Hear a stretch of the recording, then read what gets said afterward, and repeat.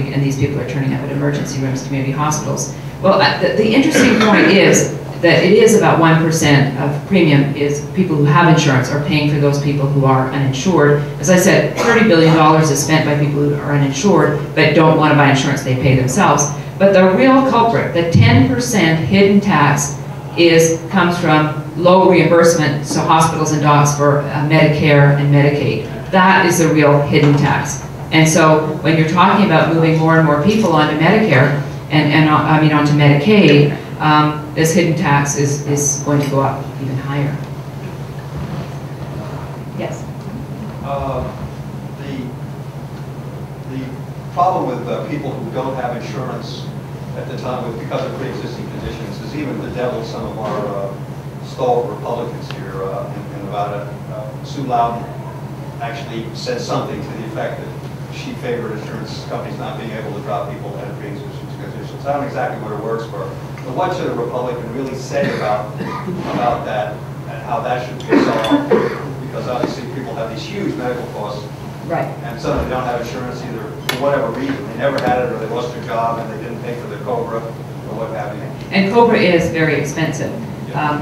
Well, I guess what I would say is, as I talked about, we need to beef up the state-run high-risk pools until we get a properly functioning market. If we had a proper functioning market, new entrants would come into the business. Some people would decide to be specialists in people who have conditions, whether it's diabetes or whatever. But right now, I see that, as the only way of supporting that. And the Republicans have said it would be about $25 billion to beef up those high-risk pools, so that 50 states, rather than 35, would have them. But I think a market will work because the market works in all aspects. People will enter the business. And George Shultz and I have done some talking on that, former Secretary of State, and we agree that it is a good way to go. But we don't want to legislate, what a particular insurance company does. But under this plan in 2016, there will be no rescissions, no denying coverage, no keeping people on until they're 26, their children, and of course, no annual limits or lifetime caps. Yes? I do have a lot of people that are uninsurable, have found themselves uninsurable in one situation or another, and there is a good percentage of people that, if they can qualify for coverage, they'd be happy to pay for it. But I would say probably 75% of the time it's always a cost issue. It's always a cost issue. They couldn't afford their cover because it was $300 a month. From the research that I've done in state high-risk pools across the country, the rates aren't any lower.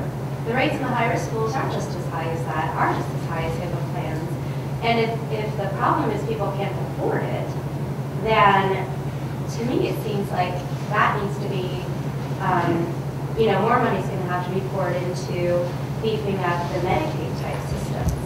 Well, of course, as I said, Medicaid is not working. There's a lot of fraud. There's a lot of abuse. There's a lot of people that that are eligible for Medicaid don't want to sign up because they can't get doctors. I guess what I would say about these people, people have become to believe that healthcare is a right and that they shouldn't have to spend any of their own money on it. When you look at what should food be a right? Should housing be a right? Food is essential to living. Food is not a right.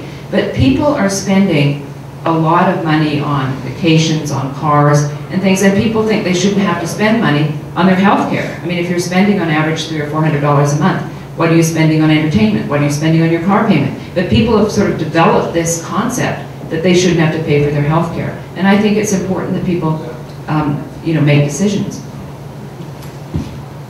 Yes? To kind of piggyback on what she said, it's kind of strange when you see that, but then you see the person that can't afford their health insurance making a call on their $500 iPhone.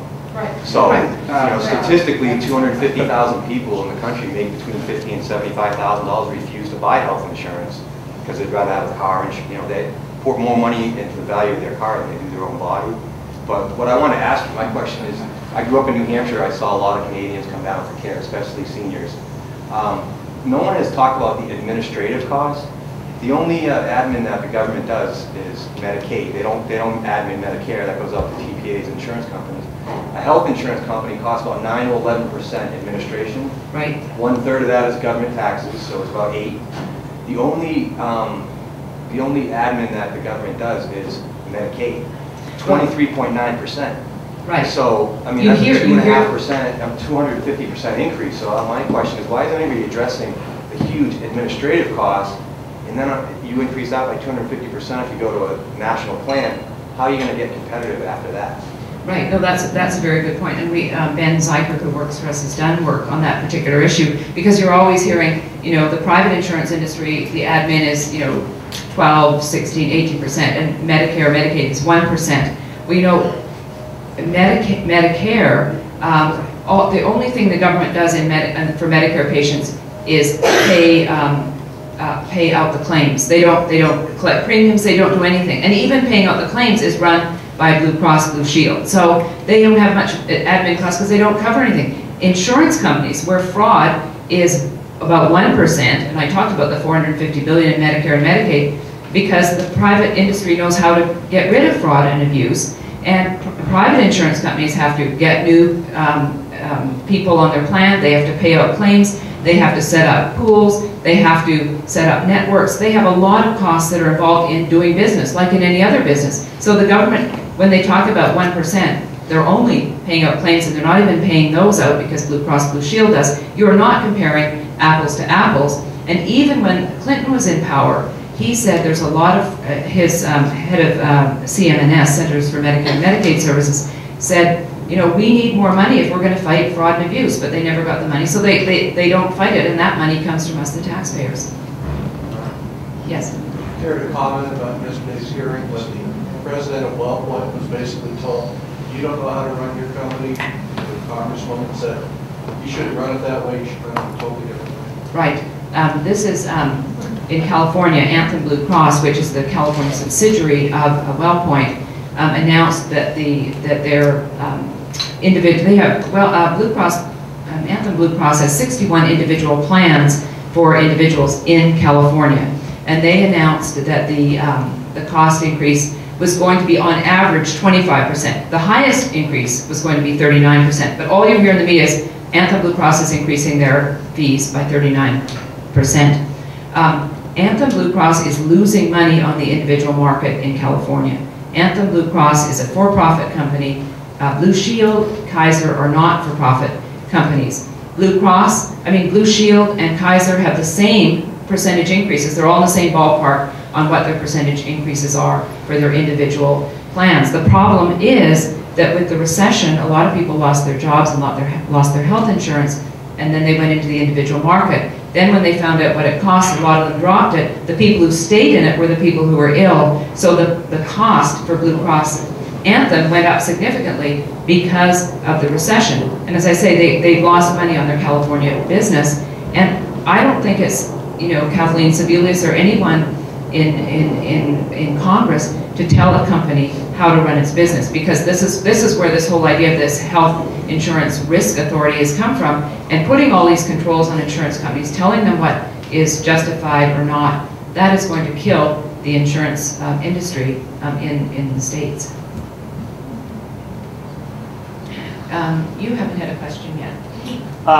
You mentioned previously that part of the problem is that we don't pay the bill. But we're doing a research study right now. In 1960, our numbers are 43% of the bills were paid by us. Right. 1980, they dropped to 23%. 2006, they're down to 13%. And today, they're about 10%. In other words, we, the consumers, pay 10% of the bill, and 90% is paid by government or by insurance companies. So it's third party. So my take on this is that the number one driving force behind all this is the fact that we're not paying the bills. Health insurance is expensive because health care is expensive.